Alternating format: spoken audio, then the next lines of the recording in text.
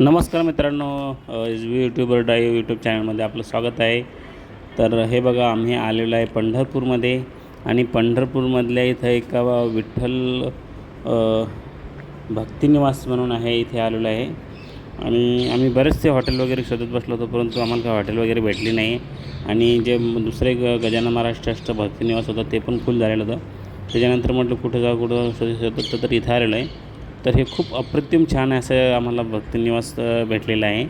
यांचं कन्स्ट्रक्शन बघत असाल तुम्ही तर एवढं भारी असं कन्स्ट्रक्शन बाहेरून दिसून येते. हे बघा तुम्ही, खूप छान असं आणि एवढं क्लिअर असं क्वालिटीचं म्हणजे कन्स्ट्रक्शन आहे. आणि खूप छान पद्धतीने मेंटेन केलेलं आहे. स्वच्छ सुंदर ग्रीन असं हे भक्तनिवास आहे. आणि पंढरपूर आपलं जे मंदिर आहे, आपलं देवस्थान विठ्ठल रुक्माई, त्याच्यापासून काहीच मिनटाच्या अंतरावरती आहे. आणि बघू इच्छिता तुम्ही किती सुंदर पद्धतीने याने हे केलेलं आहे. यांचं ॲक्च्युली बांधकामच मला खूप छान असं वाटलेलं आहे. आणि हे बघा तुम्ही बघू इच्छिता किती शांत वातावरण आहे आतमध्ये आणि किती स्वच्छ व सुंदर आहे परिसर.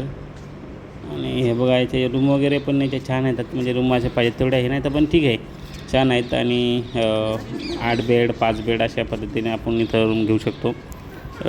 2 बेड AC 1500 असं रेट वगैरे आहे तिथं. पार्किंग वगैरे खाली आहे बेसमेंटमध्ये. आणि 8 बेड पण लावू शकता तुम्ही. आणि डिलक्स रूम पण घेऊ शकता. पण जसं जसं घ्याल तसं त्याचे रेट वगैरे जास्ती आहेत. परंतु हे इथं बऱ्याचशा अशा बिल्डिंग आहे आतमध्ये. तर हे बघा, इथे याचं रिसेप्शन वगैरे आतमध्ये आहे. आणि मी बघत असताना हे 3 फॉरेनर लोक माझ्यासमोर दिसलेले बघा, हे चाललेले आहेत.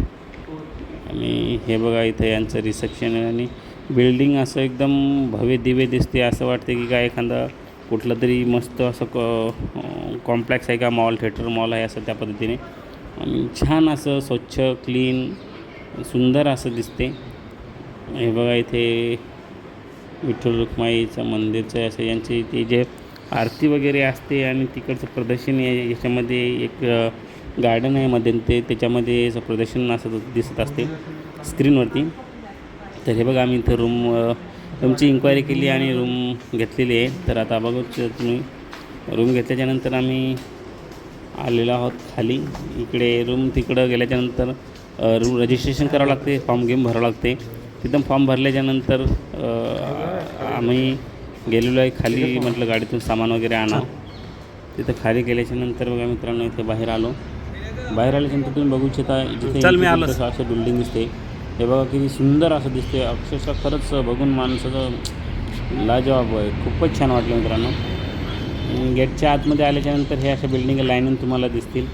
इथे तुम्हाला गाडी लावून इथं रजिस्ट्रेशन करण्यासाठी आतमध्ये जायचं आहे. हे बघू इच्छिता तुम्ही, हे खालून इथून राईट साईडला बेसमेंट पार्किंग आहे.